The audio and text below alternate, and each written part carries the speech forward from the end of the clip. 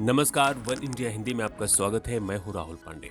हर चुनाव की तरह इस बार भी बीजेपी के लिए स्टार प्रचारक नंबर 1 नरेंद्र मोदी ही रहे। सिर्फ इसीलिए नहीं कि वो प्रधानमंत्री हैं, बल्कि इसलिए भी क्योंकि मोदी जब प्रचार करते हैं तो एक रिश्ता बना लेते हैं वोटरों से, जिसकी डिलीवरी वोटर सीधे मतदान में बीजेपी के लिए करते हैं। 2022 के आंकड़े बताते हैं कि प्रधानमंत्री ने चुनाव के दौरान 22 दिन में 24 रैलियां उत्तर प्रदेश में की, 403 में से 192 सीटों को अपने प्रचार से कवर किया। नतीजे बताते हैं कि पीएम के प्रचार वाली इन सीटों में से 134 सीटों पर बीजेपी ने विजय हासिल कर ली। प्रधानमंत्री नरेंद्र मोदी ने 2014 से लेकर अब तक देश के नक्शे में अपने दम पर ही बीजेपी का परचम लहराया है। साल 2024 में केंद्र में मोदी सरकार बनी। उस समय सिर्फ 7 राज्यों में बीजेपी और उसके सहयोगी दलों की सरकारें थी, जबकि 14 राज्यों में कांग्रेस की सरकार थी।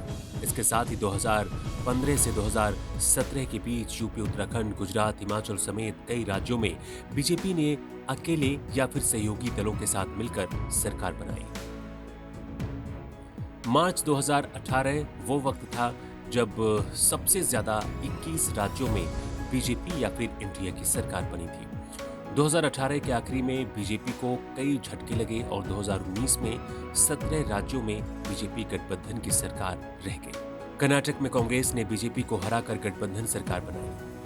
आंध्र प्रदेश, छत्तीसगढ़, जम्मू कश्मीर, मध्य प्रदेश, महाराष्ट्र और राजस्थान में भी बीजेपी गठबंधन की सरकार गिर गई।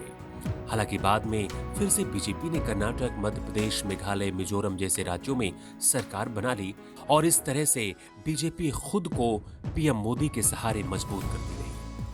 लेकिन जब 2022 के चुनाव की बात करते हैं तो पांचों राज्यों में जिस तरह से बीजेपी का जनाधार बढ़ा वो यकीनन आश्चर्यजनक है। हर चरण में ज्यादा से ज्यादा रैलियां करने की कोशिश की प्रधानमंत्री मोदी ने।